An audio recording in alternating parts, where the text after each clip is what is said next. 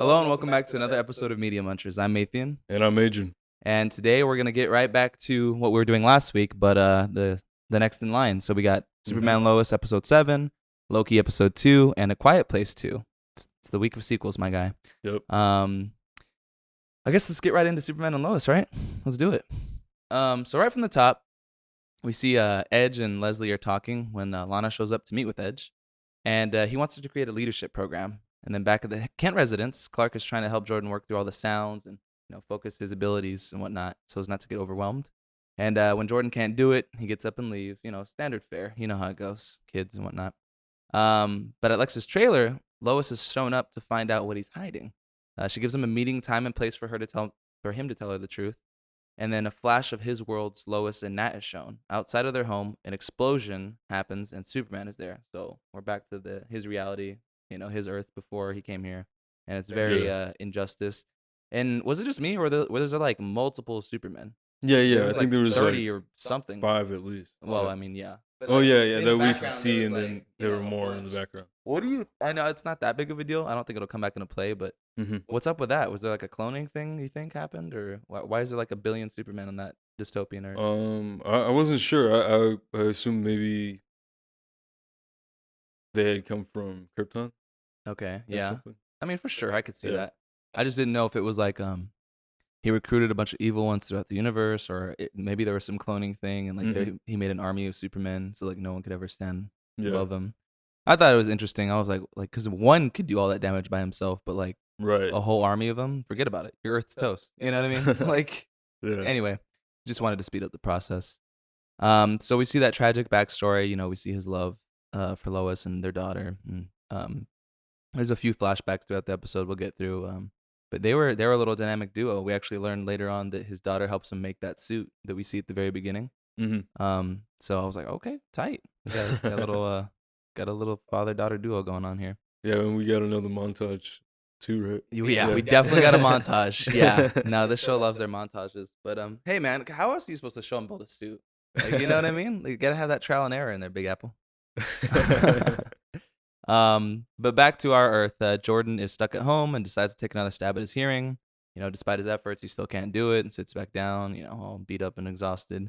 At school, John runs into Sarah, and again, they have to play that game. Where's your brother? Here's your excuse. And at this point, she's definitely onto him. Like, she knows that like he's got to be lying, but this time he's actually pretty convincing. He comes up with that excuse out of his ass about him getting jumped, which is true. But like, yeah, he's and that clearly torments John later on in the episode. He's like, I had to tell her the truth, but not the whole truth, kind of deal. And so, I think at least this time it wasn't as contrived as usual. He's got a headache, whatever. You know what I mean? But definitely she's onto him, and it's really a matter of time before she finds out. Like, I don't think they're gonna do this cat and mouse thing for too much longer. What about you? Yeah, I feel like maybe she'll find out in the next episode. We might be jumping ahead here, but do you think through some contrived way she might also get powers, or do you think that's off the table? Yeah, I guess she could. I never really thought of that as like a possibility. I just think that for the sake of they could lean into that for the sake of anything. Yeah, like she might get them, and then she has her issues, and like they kind of have to work through it together. Like all the kids, really. I mean, if Tag sticks around, I don't know if he's gonna get caught. I mean, what do you think his future is gonna be? Yeah, I don't know. He's still on the run, right? Or is he? Last we checked, he caught?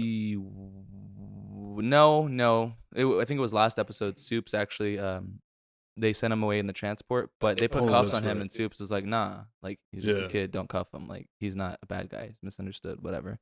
So so that's what's up with Tag. I'm pretty sure we're gonna see him again, just a matter of time, I think.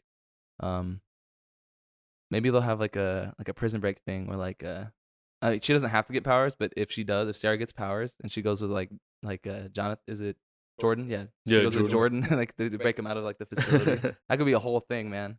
That'd be interesting. Anyway, we're going off the rails here, Big Apple. Let's go back to the episode. So we pick up with Lois and Clark. They're at the diner. Lois wants to meet up with Lex, who he says he's complicated, or his situation is rather. And Clark walks into Luthor's trailer and gets greeted by his AI calling him Captain Luthor. It's only really makes sense because they set up that Luthor destroyed his AI, and it's like it has to come back to life like a baby learning to walk again. I thought that was interesting. And as soon as that happened, I was like, he's gonna fly into the diner and start fighting him. I thought it was gonna be more dramatic, but instead he went the reconnaissance route and like took it easy. So yeah, he got greeted, and then Lois gets a call from Chrissy with intel about Edge, and she rushes out. Clark gets into the truck and tells Lois all about his findings in the trailer. And I'm like, oh snap, crackle and pop! Like the cat's gonna be out of the bag pretty quick here. You know what I mean? Clark notes that things are about to get ugly if he doesn't do something. And Lois is determined to find where that ex-kryptonite's being taken to. So up ahead, they find let me start over. I got ahead of myself. So in the truck, Cloak and Lois. In the truck, Cloak and Lois. I can't even talk, Big A. In the truck, Clark and Lois are talking about Lex and if it could really be him. And then, sure enough, they pull up on the road, and Lex is already like giving it to that transport with the ex-kryptonite in it.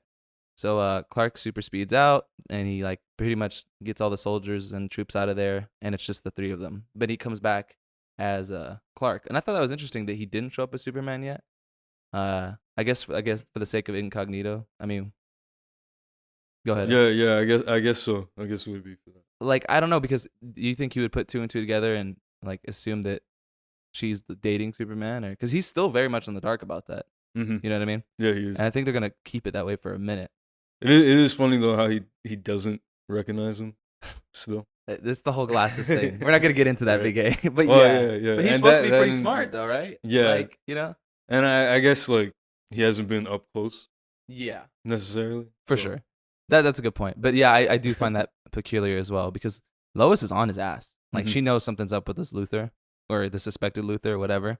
And so she's gonna find out. She's gonna find out the truth one way or another.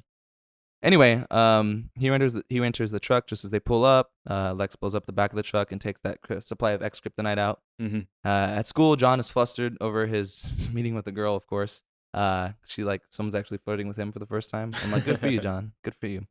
Sarah walks up and apologizes for everything she said about Jordan and him. Jordan's still at home trying to focus on his abilities, and then when he pulls up a photo of Sarah to help him, he actually is able to tune into her, like in real time. I was like, okay, pretty cool, I guess. And then, of course, he listens in on them, gets the wrong idea, and he's like, punches through a wall or something. I was like, all right, cool. Leslie's still listening in on Clark, Lois, and Lex's conversation. Lex is determined to meet Superman by taking that small shipment to him, and he wants to give him quote-unquote answers. Lois, of course, wants the kryptonite, and Lex wants to know if she trusts him. Again, it flashes back to his world, and it shows Lois getting killed by the black suit Superman. And then I thought that was interesting that, like, in his world, of course, she's still a reporter, and like she risked her own life to expose the truth, like his weakness being kryptonite. Right. And it's very obvious Luthor took that to heart, and he was like, yeah. Lois pulls up outside of the Gazette and asks Clark to take the package to the DOD, and elsewhere, Lex is preparing for his meet with Superman. John's finally home from school. Jordan's immediately on his case about Sarah. They bicker, they fight. He loses his trust. Don't ever listen to me again. Standard stuff. I was like, all right. Yeah, it was pretty standard teenage drama. But super drama, Big A. That's what it's juicy. It's super definitely. drama. You throw a super on it, and it's more important. Anyway, Lana and Edge gathered most of the crew, and Edge wants to know if Kyle would be interested in the job because they're low on time. Lana's unsure of it because it would put their family in a tough position. Blah, blah, blah. Superman shows up at the warehouse with Lex's, and he wants to know what the meeting's for. Obviously, from the jump, we assume it's a setup, and sure enough, it was. Lex says the world will be destroyed unless he saves it. Superman asks who the threat is. Lex says it's him, and then he realizes that Lex isn't Lex at all. He's a stranger. Ooh. And then Lex sets off that red sunlight, which I don't know how he made, but he made it, and he put a bunch of portable ones, and he's all weak and stuff, and so he's actually, and it makes sense that he's giving him the works with that hammer, because like I guess we learned that he's gonna be Steel because he took that identity of John Henry Irons or whatever, and so that made way more sense. I was like, what's up with this hammer? Is this guy Thor? And I was like, wait a second, there's something more here. Yeah, and then he started explaining how it works. Yeah, he was like, it was like a inertia based or something like that, or was it the further he threw it, the more powerful it was? Yeah, something. Or the more it moved, the more powerful it was. So if he like chucked it, it would be like almost unstoppable. And so yeah, he's giving Soups the business, so to speak, and he was handing him his ass a bit. And then so Superman, of course, is sent flying through the air, now in severe danger, of course. And then Jordan happens to be listening in on the conversation as Jonathan grabs him, and they leave to go find their father. And this was funny. They took off from the truck. He's like, I don't know how to drive. He's like, just go. It's that way. It's that way. I was like, okay, this is what I'm here for. This is awesome. And And they finally make their way over to him, and Jordan and John show up, and they run Steel over, stopping him in his tracks. John grabs his hammer, and I like that, like, just the ordinary human John, like, he struggled to pick it up. He actually managed to do it, like, realistically. I was like, good for you, John, because I was like, he's gonna get stressed, and then his powers manifest. But I really think he's not gonna get powers. Like, I don't know. You think I gonna guess keep it that way? they might, and that might lead to the theory that even Jordan got his powers from The X-Kryptonite? X-Kryptonite. Oh man, that would be something then. Yeah, because so far he's gone through all the same trials and tribulations as his father has, at least with like the growing pains and all that. Mm-hmm. But he hasn't necessarily manifested all of his abilities, like flight. Like, he still has to do flight. I don't think he has freeze breath, does he? No, I don't think so. So yeah, maybe it's just like the standard basic abilities of Kryptonians, like the strength and maybe super hearing, and that's about it. You know what I mean? Yeah, it could be like a Superboy situation. Yeah, exactly, Yeah. exactly. So it's interesting. We're gonna see where that goes. Mm-hmm. What happened in that scene? Now I'm drawing a blank. I think that was about it. They just stopped. Long story short, Mommy Lois comes and the fighting stops. So that's great. I honestly forgot. It's been a minute. Pretty much. I mean, that was the resolution. That was the resolution. Yeah. Yeah. So Irons is locked in the DOD apparently, but must wait until the morning for General Lane to show up so Superman can also talk to him. So Leslie lets Edge know that the X-Kryptonite has arrived at the facility, and she asks about the potential subjects. He isn't sure it's going to go over well, considering so far. But Leslie's the only one to take it well. Outside of the Kent house, Lois and Clark are discussing the newfound information. Lois says if it wasn't for the boys, Clark could have died, and then she finally agrees to let the boys know everything, which I think is for the best, because, I mean, the secrets can only... it's not going to help them in the long run, because, like, literally their dad almost died because they didn't know what he was getting into. Mm-hmm. And then they just so happened to be able to help him with their super hearing. You know what I mean?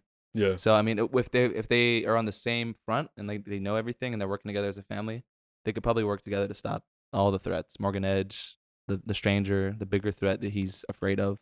And do you think his path is going to be he's like a quote unquote, like, I don't know, he's not really a villain so much as he's like a misunderstood anti-hero, and that he's trying to stop this Superman because he believes he's evil, like on every Earth. Mm-hmm. But then he becomes Steel when he realizes Superman isn't necessarily evil, but he still wants to fight for his own brand of justice? Or, like, what do you think they're going to go with this Luthor? That would be interesting to see that. Because I assumed that they were just gonna keep him as Lex, and he wasn't gonna turn into anybody else before. Me too. I assume that as well. Yeah. And I guess he would become something of a anti-hero, and then kind of come in every now and then and help him out. That's interesting. I'm really interested to see what they do with his character, because we're kind of taking a left turn with him kind of changing his whole identity in a way, like becoming Steel or whatever. So we're going to see where that goes. Inside, Jordan apologizes for spying. John feels like telling him the truth is worse, like it's intentional. Jordan just wants their lives to go back to normal, but John says what they did was pretty awesome. And of course, Clark and Lois interrupt their excitement, but tell him what they did was necessary. And back at the DOD, John has another flashback with Nat. He says he's going to do what's necessary, what he has to do. He's going to kill Superman. So that must be his super objective. They embrace, they share a few tears, but he promises he'll be back. The flashback ends as a tear escapes John's eye and the camera zooms out of his cell. So if that really is his goal, like, maybe we'll see that manifest in like a mid-season finale. And then when he realizes at some way or another that, like, this Clark, or rather Superman, is good, like, I'm really interested to see how he's going to take that. Maybe he'll be like, okay, maybe you're good, but I'm going to keep an eye on you. And that fuels his anti-hero thing, like, for good. Like, he's always going to be like keeping him in check, basically. Right, kind of similar to what Batman does a lot of the time. Exactly. It's exactly the same idea. So I think that's where they might go with it. I don't know, but we'll have to see with the next week's episode. Yeah. All right. Well, that's our Superman and Lois breakdown. Did you have any additional thoughts? No, that's it. All right. We'll move on to Loki after a quick break. All right, and we're back with our little recap / review of Loki episode 2. So let's hop right into that. So last week, we obviously got the setup for the entire series. He stumbles in the TVA. He almost gets executed, or erased rather. And the only reason why Loki's basically kept alive is Mobius thinks he can be of assistance catching the more dangerous Loki variant. And so after some, haha chi-chi, they're basically a working man now. At least he is. And so we open in, how do you say that? Oshkosh, Wisconsin in the year 1985. Yes. And it's at a Ren fair. And of course, the TVA just roll up with, the completely wrong outfits. One of the extras is like, I really need this, guys. Like, wear the right outfit. And, they're on the hunt for that elusive variant. And so they make their way into a dark tent, but, it's a trap, supposedly. So a hand reaches out from the darkness, emitting that magical green glow. A couple of the Minutemen get their asses handed to them. And then using one of the TVA TemPads, the cloaked figure creates a time door and escapes, taking one of the Minutemen with them. So back at TVA, Loki's officially become a working man, suit and tie and all that. Looks pretty good. And then Miss Minutes is quizzing him on what happens when the TVA doesn't take care of a Nexus event in time. And I just think it's hilarious how he's trying to get educated, and he's just like fucking with the clock. He's just like trying to hit it, the hologram. And are you real? She's like, kinda. Like, I'm kind of real. I'm kind of pre-programmed. He's just having a good time. I thought that was cool. Anyway, back into where are we at? Back to reality. The team is briefed on the matter at hand. There's the ambush of Hunter C20 and her team. They're certain that the Loki variant is responsible for it due to the temporal aura that's been obtained, but they're not sure what kind of Loki it is. And then we learn that the TVA has apparently dealt with many different kinds of Loki over the years, and Mobius proceeds to flip through a collection of images of wildly different figures. No two are the same, of course. And then we go back to 1985. The team arrives, Loki in tow, and they investigate what happened inside the tent. A lot of things happen. Long story short, Loki assumes he can take control of the situation by lying to them and saying, "Oh, I know exactly what this Loki's trying to do. He's trying to lure you into a trap. If you leave this tent, you're gonna die." And I was like, "Yeah, all right." And I think you were saying you half believed it, right? Yeah. It was pretty convincing. Yeah, it's very typical of him. Yeah, and I kind of wanted, like, I assumed that maybe he would actually help them out right away, but I assumed that too, and also, I don't know why I did. Yeah. But it's like you said, like I was like, I really half believed him, and Mobius was like kind of sticking up for him. He's like, no, let's hear what he has to say real quick. And then sure enough, he's like, nah, you're lying. He's like, I got you, and I thought it was pretty good that he caught that, because he's gonna have to, like Mobius is gonna have to keep him in check, and we'll see how well that plays out even with the rest of the episode. But Mobius sits in Ravonna's office, and they discuss the failed mission with Loki. Of course, she's like, you gotta cut this loose end. Like he's more of a liability than an asset. Like there's no way you're gonna get him under your control, basically. And if nothing else, like Mobius is almost saying like, no, he's like, we're making great progress. Like he's coming around. Like we can do this. And he isn't sold on the god because he's evil. But she gives Mobius one last chance, essentially. And as soon as Mobius exits the office, Loki springs up and he's like basically brown nosing him. He's like, no. Like this needed to happen. I was like, basically, I was testing you, and then all that nonsense. And then like Mobius is just kind of done with his stuff, and he's like, no, this is the deal. Like you're gonna help me. And he gave him some cool ultimatum. He basically called him out in his shit, and he was like, you're gonna help me either because basically you want to, or because it's gonna get you an audience with the time lizards, something like that. Right. And he's like, well, which one's true? He's like, believe whatever one you want. I don't care. Like, but you're gonna help me. And I was like, all right, well, what other choice do you have? So Mobius brings Loki down to the library and gives him a new assignment: pick through all the cases involving the variant to see if he can find any clues. Thinking that he's being slick, Loki goes and like asks the librarian for all her files pertaining to the creation of the TVA. Strikes out with anything related to what he could use to possibly overthrow the TVA, because it's all classified. And of course, the only thing he is able to read is the files on like basically his life, like Ragnarok, right? Anything related to him, he's allowed to read. Yeah, I think pretty much just that. I think that's what it's implied. Yeah. And then he actually reads the details of Ragnarok, and he gets a little sad and a little solemn about it. But rather than having another cry fest, which he didn't have too much of a big one in the first episode, he actually sees something in that, and he actually finds something. So he interrupts Mobius' lunch, and he settles down from him and tells him that the variant is hiding in apocalypses. Of course, Mobius doesn't believe it, and he's trying to explain it with a very, very crude analogy, just like dumping all over his salad and like all kinds of nasty stuff and drinks and food and whatever.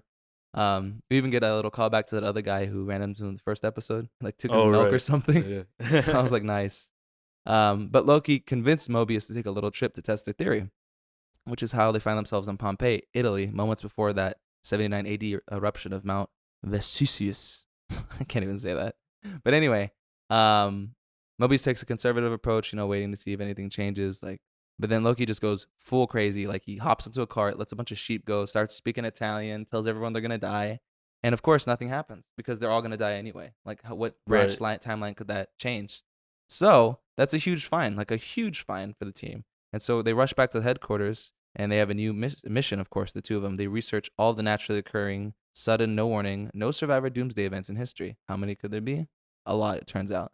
And so they two have to take a break. They have a chat about jet skis.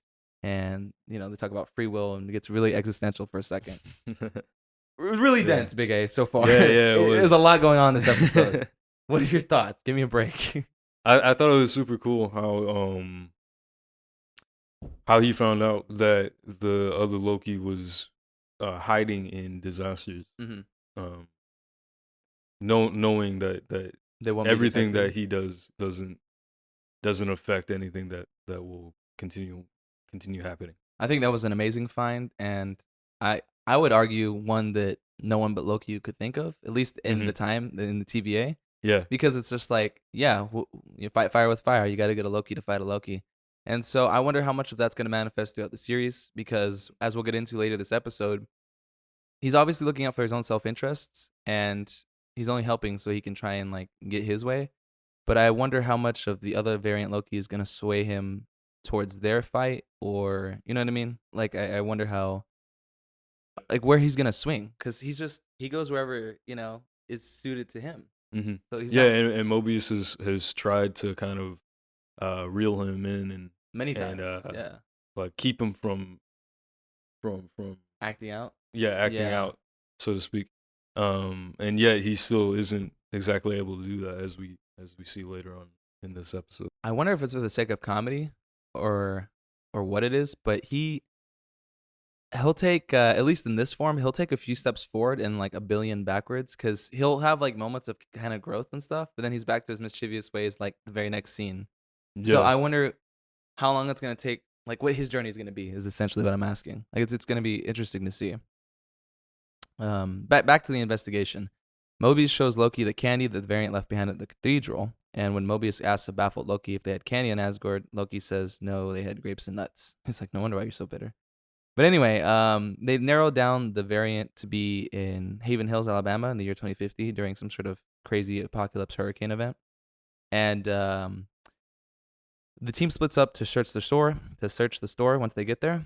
And the hooded figure watches them on security cameras. A timer begins the countdown with less than 20 minutes left on the clock. And Loki is paired off with the Hunter B-15 when they run into a man who's acting strange. I thought it was interesting how they really made a big song and dance of him not being paired with Mobius, even though Mobius is like, no, I need to keep him in check. Mm-hmm. But that had to happen for this B-15 Hunter to be like basically controlled by the variant Loki, and them to have their alone moment, because a lot of things happen in this scene. So just like the Ren Fair, the variant used this enchantment magic to possess him. The variant switches over to the possession. Oh, sorry, let me take that back. So when Loki's paired off with the Hunter B-15, they run into a man who's acting strange. Just like at the Ren Fair, the variant has used enchantment magic to possess him. The variant switches over the possession to B-15 when she approaches. Elsewhere, Mobius and the others find C-20 sitting on the ground muttering, it's real, to herself over and over again.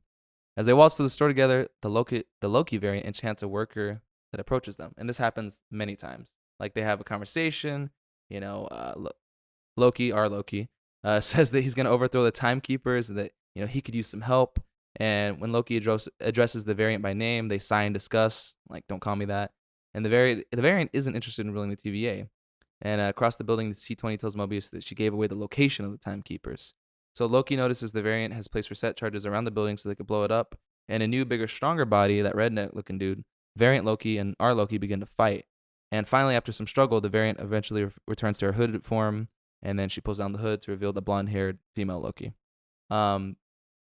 I just think, like, it's good that they had this little interaction, because we need to know, like, where each Loki's coming from. Mm-hmm. And how, I think it's funny how there's a bunch of small moments where our Loki was like, oh, like, he's trying to convince the other Loki of his idea, and he's like, oh, this is so annoying. I could see why Thor hates this. Yeah, it's like they kind of they have similarities, but they have differences. Right. I thought that was really cool. But yeah, this Lady Loki seems pretty jaded. I wonder what happened to her to make her like. Her plans are grand. like taking down the entire TVA, or not even. She's just eliminating them. She doesn't want to rule them. She just wants to eliminate them, right? Yeah. I think that's what it is. I think that's what they're going for. Yeah, I'd be interested to see what her background is if real. If we're gonna get like a whole episode, maybe. I would hope that's next episode. Yeah, that would be cool. I would hope. But yeah, I need that too. Even if it's not the full thing, like give us a hint. You know what I mean? Give us a inkling of what's driven this Loki to do all this. Because, yeah, well, I guess we'll see. Suddenly, all the lights go off in the building. The timer finishes counting down, and the countless charges that the variant took from the TVA all began to illuminate throughout the store. However, instead of exploding, they each disappear. Back at the headquarters, branches have begun to form in the timeline. The analysts begin to panic. The sacred timeline has just been bombed, nuked rather. And the variant uses the temp pad to open a time door and waves to Loki before she exits through it. Mobius and the Minutemen come running to stop him, and I'm like, they lingered on him for so long, Big A. I was like, is Loki gonna go? Is he gonna go? And I was like, he's probably gonna go. And then sure enough, he does. Yeah. Predictable? Yeah. Yeah, predictable, but I feel like they really played on it. They did. On that predictability well. Yeah. Kind of like, because he's unpredictably predictable. Mm-hmm. You know what I mean? Yeah. If that makes sense. Because like, yeah, we should have known he was going to do that, but they lingered on it just long enough to be like, he could go either way, but he's interested in his own self-interest. So it's like when he steps through the door and it disappears, where does he go to? You know what I mean? Is it another time? Obviously, I would think. Now, do you think he is going to use this opportunity to also help out the TVA, or do you see it as him purely working to like something else? I still think at the end of the day, he's always working in his own self-interest, like a lot of us in life. And I think for an episode, this might be, like you said, the backstory episode, next episode. And we're going to learn about like the lady Loki and like what her whole thing is, her whole background, her intentions, why she's been so scarred or whatever. And during that, we're going to find Loki and the audience are going to see what she saw. And like, he's going to basically determine whose cause is more righteous. Like, do I care about what this person wants? Should I help her? Or can I use her as a means to help my ends? I think he's really going to come to a certain crossroads in the next episode, especially if he spends the whole entire episode with her, or at least most of it. And he's going to decide whether or not to help the TVA or not. You know what I mean? Especially since there's been murmurs of how I don't know anything and I like to be kept in the dark, so I can be surprised. How like the TVA in some way might be the bad guy or something like that. And so if we have two bad guys in the show and Loki's caught in the middle as a sort of anti-hero, you know, who does he help? Who does he hurt? Or at the end of the day, does he like screw them both over and just do for himself? You know what I mean? Yeah. I don't know. And then is there any gray area between either side? You know what I mean? I don't know. Any theories? Yeah, I'd be interested to see, because I've been thinking that maybe at the end, on the final episode, perhaps the TVA gets destroyed. Right. I think you mentioned that once before. Yeah. But yeah, so I can see that happening. But then, yeah, because the multiverse of madness, we were talking about this. Yeah, we're getting into that. Exactly. That's going to allow that to take place, basically. And if that does happen, great. But then with all that chaos, to make a Wanda reference, where does that leave our timeline? You know what I mean? Because it's no longer the sacred timeline. Or if it is, it could be like the big tree branch that everything else comes off of, which it will be. But my point in all that is, where are they going to go, Big A? There's too many places to go. There's way too many places to go. Yeah. These are really dense, but for good reason. They're setting up a lot in the MCU, not just, you know, obviously the show. So that's what I love about this, man. It's like the world's longest running everything. Movie, TV show. So it's a great continuity to be a part of. But I think those are our thoughts on Loki episode 2, huh? Yep. All right. Well, another small break and then we'll get into A Quiet Place. All right, we're back with our thoughts on A Quiet Place 2. We'll get into a little recap in a second here, but I wanted to preface this by saying, like, the movie as a whole obviously picks up where the first one left off, but and we'll get into that some more, but like right where it left off. Like, we'll get into the little intro they have, but I don't know, like most sequels, I guess maybe it's different for horror / like post-apocalyptic type movies, but I feel like there's usually more of a time jump. So I just thought it was just neat and worth pointing out that, like, no, it's like minutes after the first one ends and like we get right into the story, and it in that way it kind of feels like we're watching huge episodes. Yeah. You know what I mean? I definitely got that feeling. Yeah, right. It very much felt like TV. Like, yeah, in a lot of ways. It did. It really did. And I just thought that was worth noting, if nothing else. But I had some theories before watching the second one because allegedly I heard it was really good, and even some people, and I agree, would say like, oh, it's better than the first one, which is pretty Mhm. rare with sequels. But only because it builds off upon it so well, Yeah. and it kind of cracks the door wide open in the whole world of A Quiet Place. And we hit things off very intentionally with the day one, as Mhm. opposed to the day 89 start to the first movie. Right. And we get like basically a mini prequel. We get the the prequel sequel. We get they're at a baseball game, right? The Abbott family attends their son Marcus's baseball game, and mid game, bewildered spectators, they look towards the skyward flaming object. So presumably, well, obviously they're aliens. They just crash landed on Earth. Mhm. Mhm. So right before the comet basically crash lands on Earth, we get a little introduction to Cillian Murphy's character Emmett and his children. Like Yeah. he had more than one, didn't he? He had like a couple, I think he had like two, yeah, right? maybe 2. Well, anyway, regardless, Yeah. and he has that radio, which becomes important later too. Right. And they focused on him so much, and I'm like, hey, that's a named actor. Like I knew he was gonna be important to the film, but I just didn't know in what capacity. And we get a pretty awesome opening sequence. Everyone starts to like slowly like, okay, this is not okay. Everyone, we gotta get going. Something's not right here. And dogs start barking. I love that detail. How animals notice something's wrong first. Yeah. Yeah. Like I think the dog barking kind of made everyone look up or something like that. And everyone attempts to exit the park and fly away, and the aliens drop down, start tearing up people, and everyone makes a run for it. And I like how at one point, even though the mom, I forget her name, but the Evelyn Abbott goes home with Marcus, I believe, in the car, and the younger kid, the one who dies, and then of course Lee goes home with Reagan, and they're driving home. Things are getting worse and worse. Lee and Reagan find themselves in like I believe it was a bar or some sort of restaurant. And that's when we get our first glimpse of like, oh, they're sound-based monsters, even though they might not have put two and two together yet, because that's just a horror movie trope. Be quiet so the monster doesn't hear you. That's like Right, every horror exactly, movie. yeah. So they didn't know, oh, it's the sound. But that's where we get like our introduction to the monsters. Yeah, and their and ability. I think both this movie and the first one did a really good job of establishing how like for us to focus on sound throughout the entire movie, Yeah. because there was no wasted sound. There was no like ambient music in the background of a lot of scenes. It was mostly just Yeah. I didn't even think of it like that. like the bare minimum, like people Required. talking, Mm-hmm. and then if there was like wind blowing or something, and that was it. Yeah, because I'm not going to sit here and say there wasn't some sort of score, because I think during intense moments there might have been music. I don't Mhm. remember, to be honest with you. But you're right. Like I know sound design is paramount in every film, but especially these films. Like you pay attention to the sound design because you have to. Mhm. You're literally deprived of that sense most of the movie, like the characters are. When something's eerily quiet, it's that way for a reason. Right. Especially, it was really poignant when Reagan Abbott's character, who is some sort of deaf, like if not totally, and uses the cochlear implant to hear somewhat well, or at least ambient noises. Anytime that she loses her implant, or she feels some sort of way, or you're just in her perspective, like things are silent.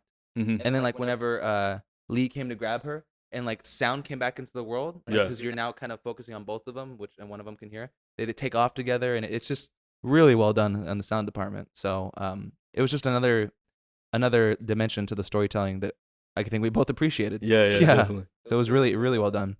So that flashback, so to speak, ends, and they barely make it in the nick of time. Like the cop saves them from that one monster, and I guess they make it home at some point, and then boom, right into like the final frames of the first movie, and then it shows them leaving. They have to leave home. They gather all their stuff, they get their little go kit, and they literally walk to the end of the line. There's no more sand, Mhm. and they have to like, and it's funny how they made it. I guess it was because it was a symbolic thing, but they kind of made it a big deal that they were leaving the quiet sand to like the noisy gravel.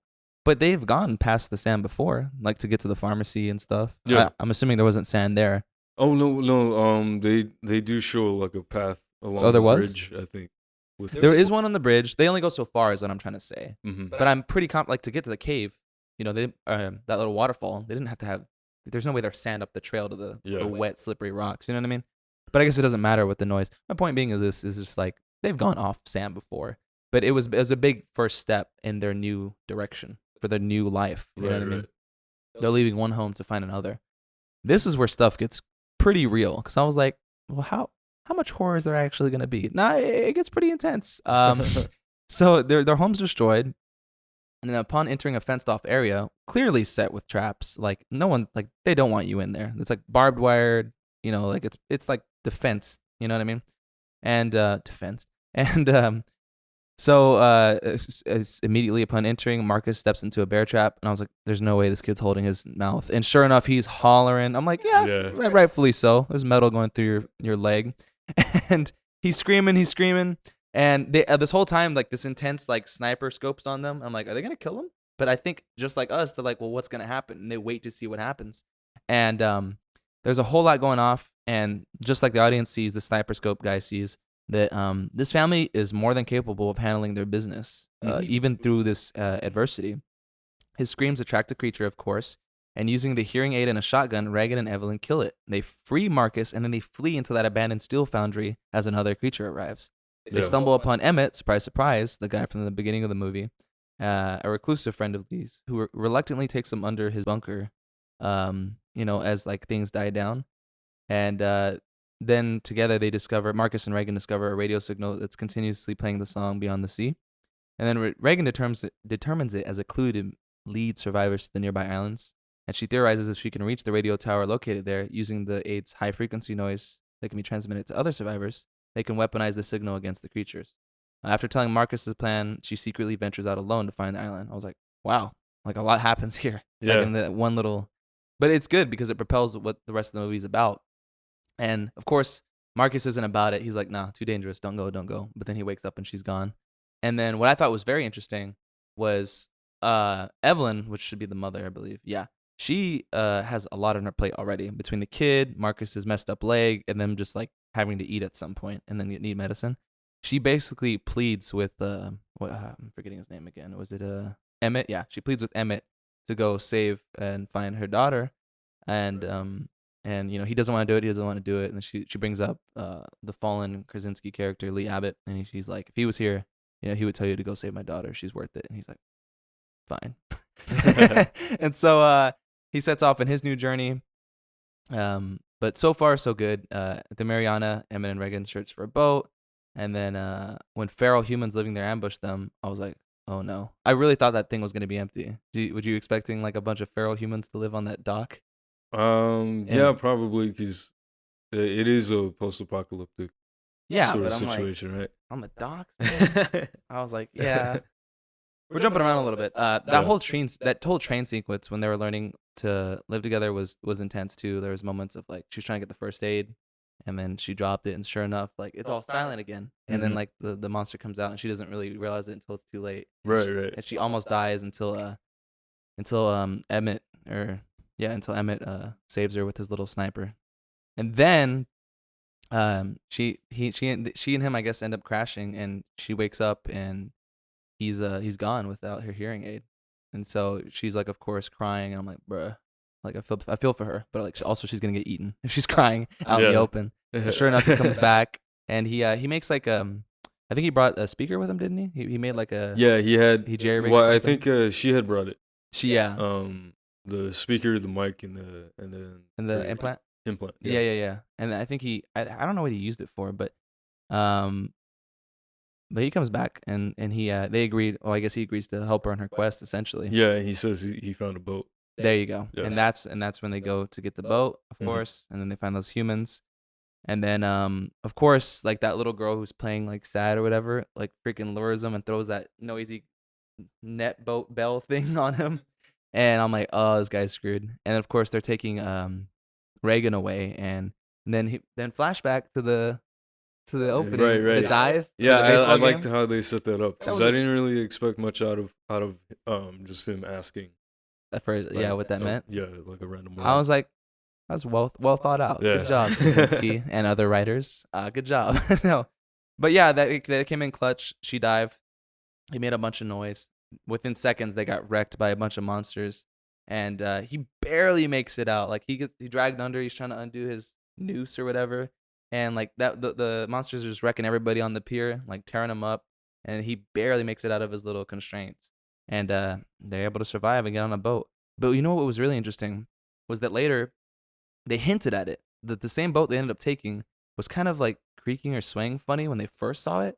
I didn't think anything of it, but they lingered on it long enough for it to be suspicious. Right. And so when they finally make it safely to the island, and I like how they cut out all the highs and buys. Like they saw civilization. That's like the next scene. They're like eating with them. Yeah, it was having right food. away. Yeah. I was like, okay, cool. Waste no time. And then, of course, they learn about what happened. He's like, oh, you got the signal. Great. Awesome. And then as he's like out in the sea, like out in the beach, crying for his son, he hears noise and it's like, sure enough, the whole time they didn't notice it, but they hitched a ride with the whole freaking monster. I was like, all right, you didn't, okay, all right. The whole boat ride over, they made a bunch of noise. Okay. Anyway, long story short, he starts tearing up the town, which is like an excuse for it to tear up a town that's supposed to be, its own isolated island. Mm-hmm. And they get everyone to safety. They're making the most noise. They drag it all the way to the radio tower, and that poor dude dies. I forget his name. It was played by Jaimon Hansu. There you go. I can't remember. I know if his they character actually name, give him a though. name. Did they actually give him a name? Man on Island.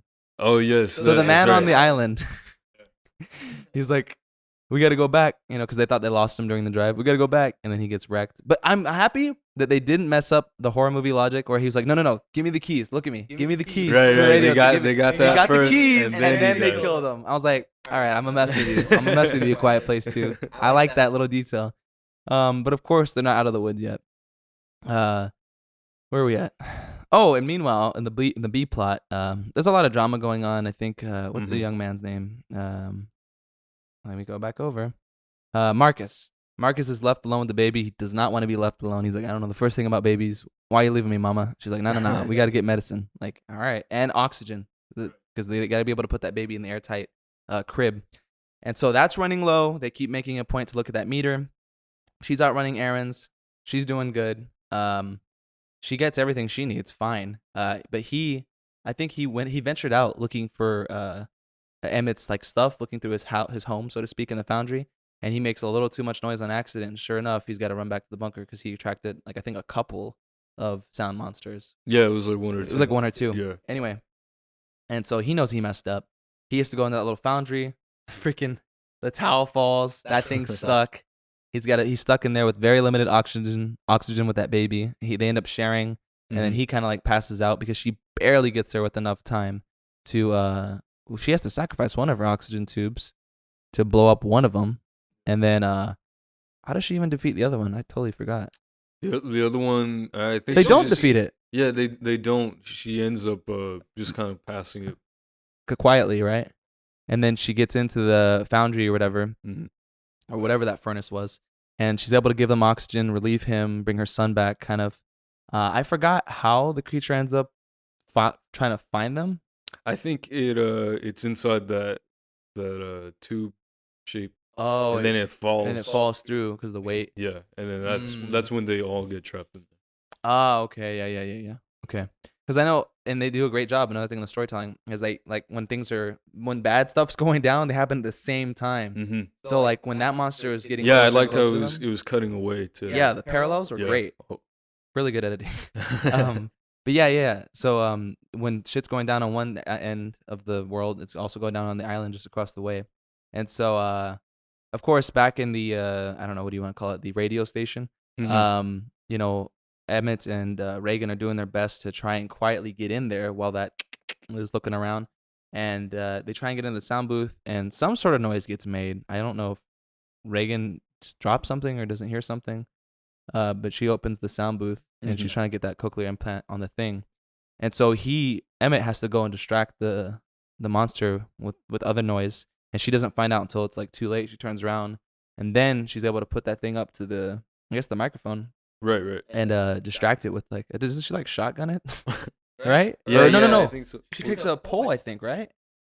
She takes like a random pole from the ground. Yeah, like an electrical pole, and like starts stabbing that thing in the eye and hits him over the head. Yeah, and then I think does a final blow or something. Because while he's buying her time, he gets like torn up. His legs get torn up by that monster, the claws. And so at the same time, when she turns that on, back in the furnace, they're getting messed up. Like that monster's like throwing random like hooks in there, like messing up someone's leg. I think he tore up the mom's leg or something. Yeah, tore up the mom's leg. I'm like, man, no one's gonna walk after this movie, man. Like everyone's gonna be in a wheelchair. Yeah. And then finally he's listening to music the whole time, which is a cool touch. He's listening to that song, waiting for something to happen because she leaves that note. And then finally he hears that noise, unplugs it, plays it, and then mom like unloads into that freaking monster. Or she's only able to do that because she's able to get out of the foundry. No. Gun, right? The son did it. The son picks up the pistol. Son picks up the pistol Yeah. as he's holding the speaker, right? Because she left it right there on the ledge or something, like a bookshelf. You're right. The son gets out, and I thought that was another good touch. The kids, ironically, were like the heroes of the movie. Yeah. That was their whole arc, and I liked how it even continued from the first movie, Right. where like the son was constantly just like Didn't want to learn. Yeah, didn't want to. He was be always survivor. scared. Yeah, Scaredy cat. Yeah, for real. and then the girl wanted to be empowered and wanted to Right. But felt like she have wasn't control. loved, or she had a lot of guilt too. She felt like she was responsible. She was very guilty for it. Yeah. So all that was beautiful arcs. I didn't even see them coming. But her whole thing was like, no, like what would dad do? And like, he would do this. I have to do this. And like, it was very empowering for both of them. I was like, dude, this is cool, man. Like they grew up. They had to grow up. They grew up really quick in this post-apocalyptic world. And so, I mean, yeah, the sound plays. They're able to kill their respective monsters, and presumably, they can use that sound in tandem with the radio station to always tune in to that sound as it's playing constantly, and we literally have like a torch to ward them off, so to speak. What I mean? Wherever they go. So and then so all of that happens, and she leaves that attached. Anyone receiving the frequency can weaponize it, and it literally just ends right there. No fluff, no filler, just a badass story, start to finish. Yeah. And so I can see why everyone else, and me included, thinks that like, wow, 2 was really great. Like 1 was good, but 2 was great. Quiet Place 2 was great. Your final thoughts? Yeah, I thought it was really good. Yeah. It's been a minute since I've seen well, like I said, I don't really do horror that much. This is more of a thriller. But start to finish, it was just really good storytelling, and I was like, all right, let's see where else they go with this. And allegedly, if we're getting into the news section for a second here, there's gonna be a third one, or at least the John Krasinski teased a third one. Yeah, I believe I don't know if John Krasinski is going to direct, but I think he's going to be a producer, and maybe they're doing a spin-off. Yeah, exactly. Yeah, these articles are saying, is it a part 3 or is it going to be a spin-off in the same world? I would assume it's going to be a spin-off, I think. Because, I mean, how much more could they do with this family, really? Well, I think there still is a story that they're writing towards. That they just haven't necessarily figured out, but they're leaving open. I definitely agree with the leaving open route, because you can go with whatever you want to do. But I think this family, so to speak, if they were to do a part 3, like a strict sequel, maybe they could do them like getting more like first a little more settled, and then like venturing out and actually stopping more and more, creating like a task force, so to speak. Yeah. And things can still go wrong, because human error is human error, but at least they're reclaiming the world, so to speak. Or they can just pick up with a different family across like the coast or whatever. You know what I mean? Yeah, they could. What would you be more interested in seeing? That's my question. I think I'd be more interested in seeing the current family that we're invested. Yeah. We've seen so much of them. Yeah, I think it would make more sense to continue that story on. All right. Wow. Yeah. I agree. Yeah, man. And for coming out during a pandemic, made pretty good money, like $200 million at the box office on a budget of 60. So good for them. Yeah, there's no reason with those numbers. There's no reason why there shouldn't be some sort of sequel or spinoff. So yeah, definitely. I'm looking forward to seeing what comes next. And man, what's up with all the comedians going to horror? Keegan. Yeah. It was Peele, right? Jordan Peele went to of course, Get Out and other horror stuff. And here we are, Krasinski. I know him from comedy. Yeah. I mean, did you watch Jack? Was it Jack Reacher? Yeah, it is. He had that was the show, right? Yeah, did you watch that? No. Yeah, me neither. I just know him from comedy. Anyway, that's our review of Quiet Place 2. It was a long one today. We're clocking in at almost an hour. It'll be trimmed, so it'll probably be closer to 50 or whatever. But it was good, man. I had to get this off my chest. Anyway, for Media Munchers, I'm Mathian. And I'm Adrian. And we'll see you next time.